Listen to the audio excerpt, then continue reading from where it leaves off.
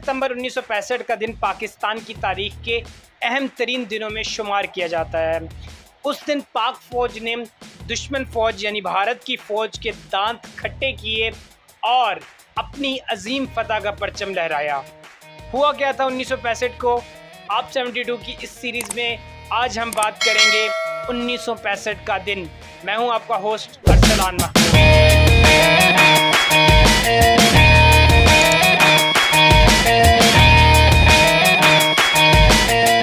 1965 की सुबह तारीख का अहम खिताब सदर अयूब खान ने रेडियो पाकिस्तान पर किया, जिसमें उनका कहना था कि दुश्मन ने लाहौर पर हमला कर दिया है।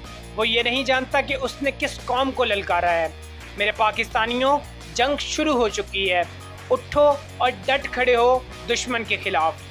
आप भी ये खिताब मुलाहिजा फरमाइए। हुक्मरान शायद अभी नहीं जानते कि उन्होंने किस कौम को ललकारा है। हमारे दिलों में ईमान और यकीन मौकम है और हमें ये मालूम है कि हम सच्चाई की जंग लड़ रहे हैं। हम पूरे इत्तेहाद और अज़्म के साथ दुश्मन का मुकाबला करेंगे।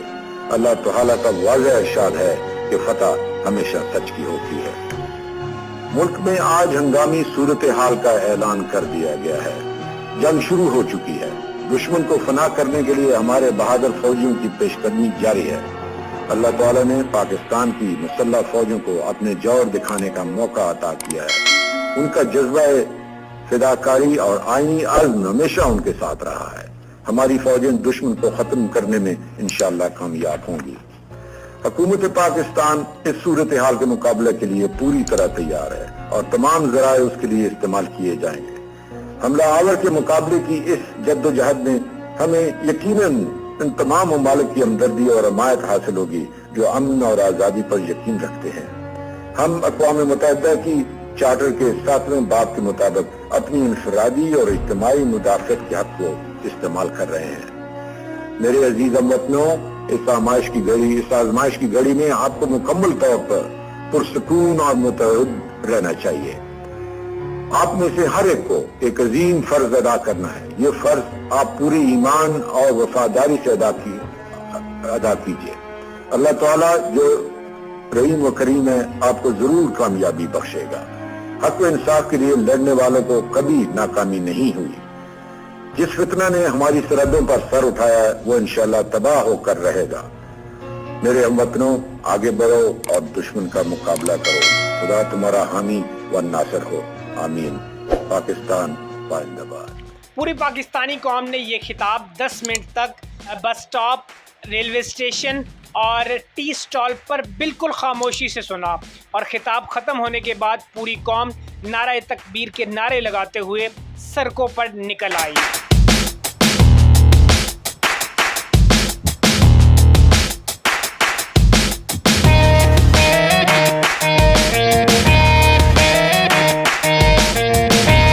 वो ये था 6 सितंबर 1965 की सुबह।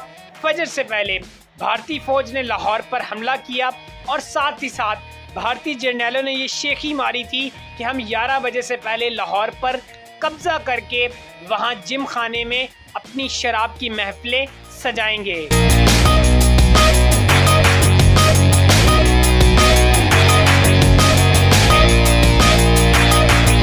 और ताकत की बात करें तो भारतीय फौज पाकिस्तानी फौज से 5 गुना ज्यादा बड़ी थी, बल्कि भारतीय फौज तो अपने एक हमले में 500 टैंक इस्तेमाल करती थी। दूसरी जानब पाकिस्तान बिल्कुल शॉक था इस हमले से, क्योंकि जंग के कुछ कानून होते हैं, पहले ऐलानात किए जाते हैं, वार्निंग दी जाती है, थ्रेट्स दिए जाते हैं और कहा जाता है कि हम जंग करने आ रहे हैं, या ऐलानात होते हैं बाकायदा तौर पर। लेकिन भारतीय फौज ने अपनी बुज़दिली से इन तमाम कानून को पसे पुश डालकर अपनी बुज़दिली के साथ लाहौर पर हमला कर दिया।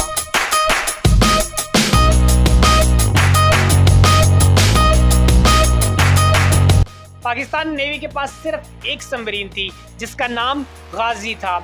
उस एक सबमरीन ने भारतीय फौज को बहरी पेशकदमी से रोके रखा और कहा यह जाता है कि 17 हमले जो महमूद गजनवी ने सोमनाथ के मंदिर पे किए, उन 17 हमलों के बाद 18वां हमला सोमनाथ के मंदिर पर पाकिस्तान नेवी ने गाजी सबमरीन की मदद से किया।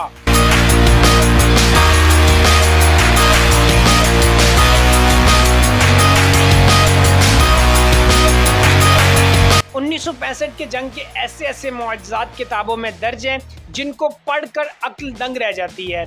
लेकिन जब भारतीय टैंकों के मुकाबले में पाकिस्तान ने अपनी तोपें रखी तो उस वक्त जायज़ा लिया गया तो पता चला कि पाकिस्तानी तोपों की रेंज भारतीय टैंकों से 2 किलोमीटर पहले ही ख़त्म हो जाती है। यानी जब पाकिस्तान की तरफ से तोप में गोले चलाए जाएंगे तो वो भारतीय टैंकों तक पहुंच ही नहीं पाएंगे, उससे पहले ही उनकी रेंज ख़त्म हो जाती है। लेकिन उस वक्त अफसरान पाकिस्तान ने अल्लाह की मदद को पुकारते हुए भारतीय टैंकों की तरफ अपनी तोपों का रुख किया और अपनी तोपें चला दी।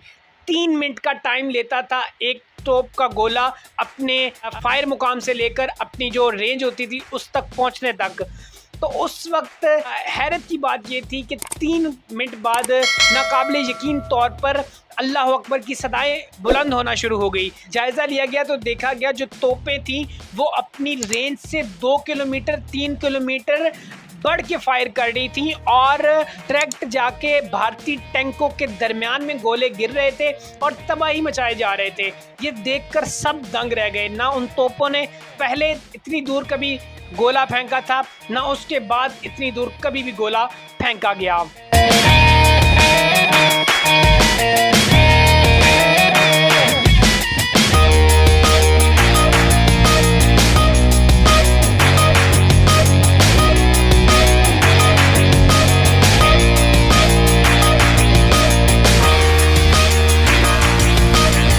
ये सब बातें महमूद मुफ्ती ने अपनी किताब में लिखी और ये उस वक्त के 1965 के अखबारों में भी बाकायदा तौर पे छपी। महमूद मुफ्ती अपनी किताब में लिखते हैं कि 1965 की उस जंग के दौरान मदीना के लोगों ने नबी पाक सल्लल्लाहु अलैहि वसल्लम की ज़ियारत की और सरकार दो आलम सल्लल्लाहु अलैहि वसल्लम जंगी लिबास में थे। आपके साथ 313 बदर के शुरका भी थे और आप सल्लल्लाहु अलैहि वसल्लम फरमा रहे थे कि पाकिस्तान पर हमला हुआ है और हम उसके दिफा के लिए जा रहे हैं।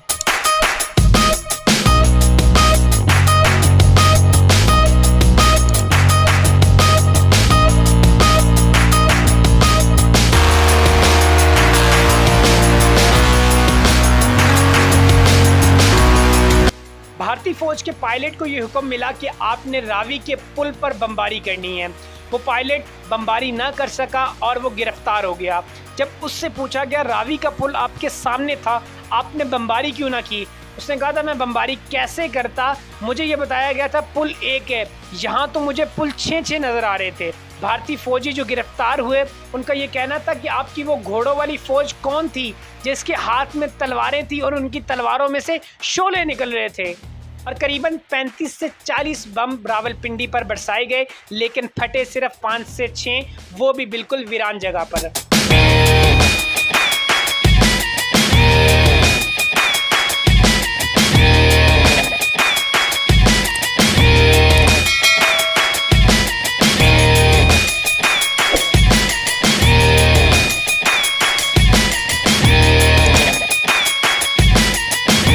लाहौर पर जब हमला किया तो दुश्मन जनरल अपने सिपाहियों के हौसले बनाने के लिए ये कह रहा था कि लाहौर सिर्फ 3 से 4 किलोमीटर दूर रह गया है, आगे बढ़ो, हिम्मत करो और लाहौर पर कब्जा कर लो। ये वो वक्त था जब पाकिस्तानी सिपाही अपने जिस्मों पर बम बांधकर इंडियन टैंकों के आगे लेट रहे थे, अपनी जानों के नजराने पेश कर रहे थे। उस वक्त किसी सिपाही ने यह सुना कि भारतीय जनरल अपने सिपाहियों के हौसले बढ़ाने के लिए झूठ का पलंदा बांध रहा है। वो जख्मी हालत में अपने मोर्चे से निकला और सड़क पर एक कतबा लगा देखा जिस पर लिखा था 14 माइल्स लाहौर। उसने वो कतबा उखाड़ा और इंडिया की जानब पेशकदमी करने लगा। थोड़ा सा आगे जाके उसने सड़क के किनारे वो कतबा लगाया और अपने खून के साथ जहाँ पर लिखा था 14 माइल्स अवे, वहाँ पर 14.2 ब्लडी माइल्स लिख दिया।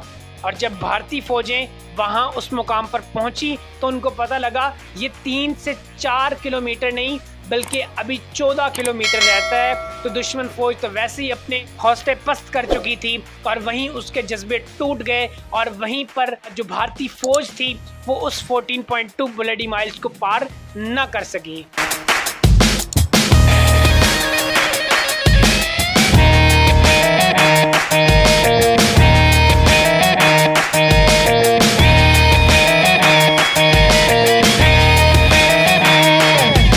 जब कुछ जब जवान शोहदा को और ज़ख्मियों को लेकर अस्पताल पहुंचे तो उन्होंने देखा कि डॉक्टरों पर काम का बड़ा प्रेशर था और वो अपने कामों में मसरूफ़ थे, और जो शोहदा और ज़ख्मी थे उन हजरात को लेने के लिए वहाँ पर नर्सें मौजूद थीं।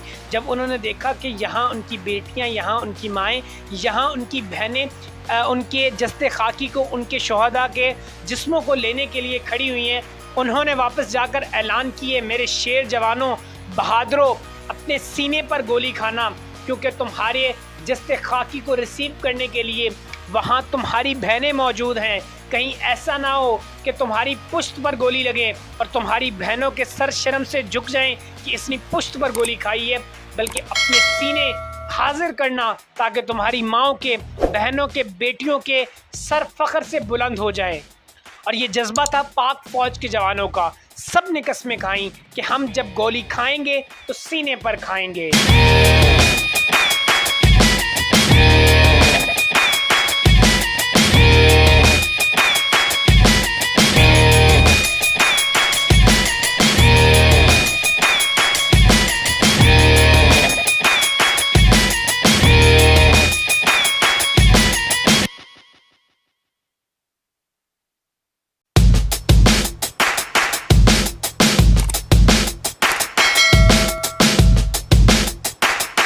पर एक वक्त ऐसा आया कि बराह रास्त टैंकों की और तोपों की लड़ाई होने जा रही थी।